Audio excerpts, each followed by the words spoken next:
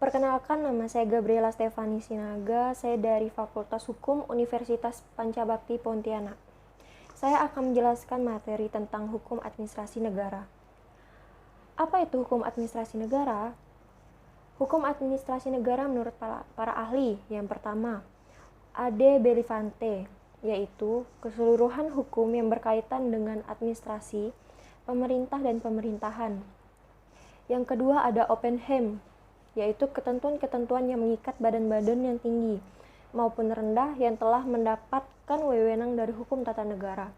Yang ketiga ada A.M. Donner, yaitu hukum untuk mengatur tindakan pemerintah atau penyelenggara pemerintahan dalam hubungannya dengan warga negara yang sebagiannya berasal dari pemerintah.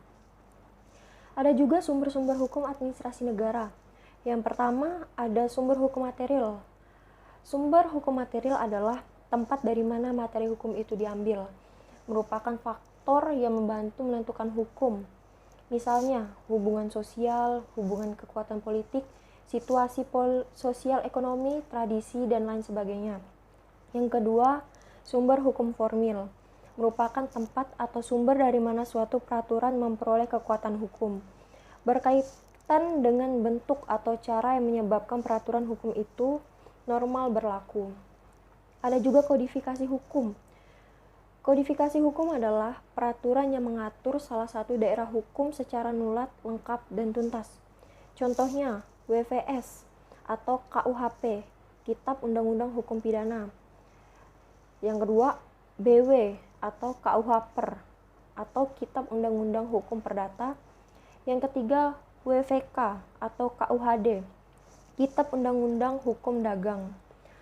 Kemudian ada beberapa faktor yang menunjukkan sulitnya menentukan ruang lingkup hukum administrasi negara. Yang pertama, tidak semuanya ditentukan secara tertulis. Yang kedua, tidak hanya terletak pada satu lembaga. Dan yang ketiga, berkembang dengan cepat. Bidang hukum administrasi negara ada 4. Yang pertama, umum, yaitu peraturan-peraturan dan prinsip-prinsip yang berlaku untuk semua bidang HAN. Yang kedua, ada khusus, bidang-bidang tertentu seperti peraturan tentang tata ruang, kepegawaian, pertanahan, perpajakan, dan sebagainya. Yang ketiga ada heteronom, mengatur seluk-beluk organisasi dan fungsi administrasi negara, bersumber pada UUD, TAP MPR, dan UU. Yang terakhir ada otonom, operasional yang diciptakan pemerintah dan administrasi negara. Kemudian, hubungan hukum administrasi negara dengan bidang hukum lain. Jadi hukum administrasi negara itu berhubungan dengan hukum tata negara, hukum perdata, dan hukum pidana. Penjelasan tentang hubungan hukum administrasi negara dan hukum tata negara. Menurut Van Hellenhoven, badan kenegaraan tanpa HTN itu lumpuh karena tidak mempunyai wewenang atau wewenangnya tidak berketentuan. Ada juga menurut Oppenheim, hukum tata negara adalah ilmu hukum yang mempelajari negara dalam keadaan diam dan hukum administrasi negara adalah ilmu hukum yang mempelajari negara dalam keadaan bergerak. Ada juga Kranenburg, kita tidak mungkin mempelajari hukum administrasi negara tanpa didahului dengan pelajaran hukum tata negara. Kemudian ada hubungan HAN dan perdata. Menurut Colten, hukum administrasi negara merupakan hukum khusus tentang organisasi negara dan hukum perdata sebagai hukum umumnya. Kemudian hubungan hukum administrasi negara dan hukum pidana. Menurut Profesor Van Kan, pada hakikatnya hukum pidana itu hukum sanksi. Kemudian Utrecht, hukum pidana memberi sanksi istimewa baik atas pelanggaran kaidah hukum privat maupun atas pelanggaran kaidah hukum publik yang telah ada. Ada juga asas-asas hukum administrasi negara. Yang pertama, asas legalitas. Tindakan pejabat administrasi negara harus berdasarkan hukum. Tanpa adanya dasar wewenang yang diberikan peraturan perundang-undangan yang berlaku, maka aparat pemerintah itu tidak memiliki wewenang yang dapat mempengaruhi atau mengubah keadaan atau posisi hukum warga masyarakat. Yang kedua, ada asas yuridikitas.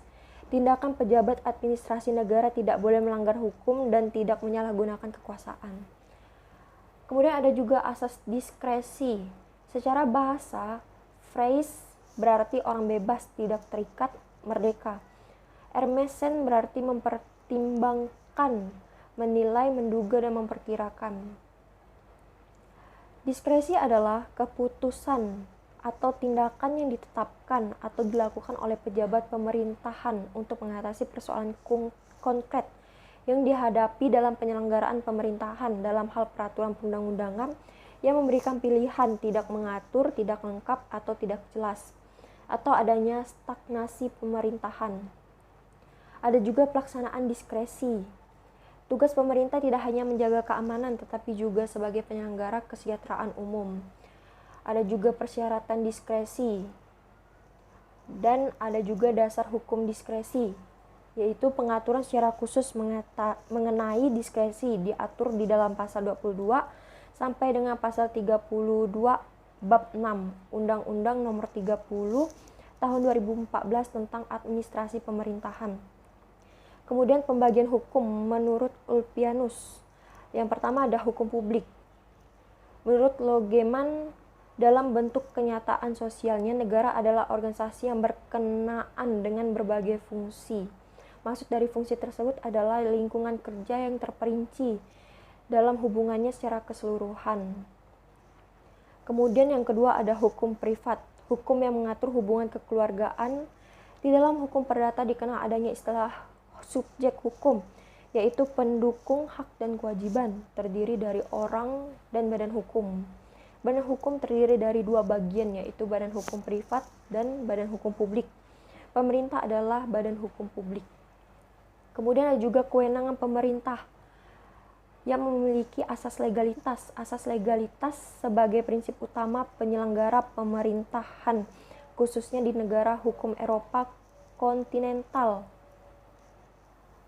Dan asas legalitas itu memiliki dua ciri, yaitu kepastian hukum dan kesamaan perlakuan.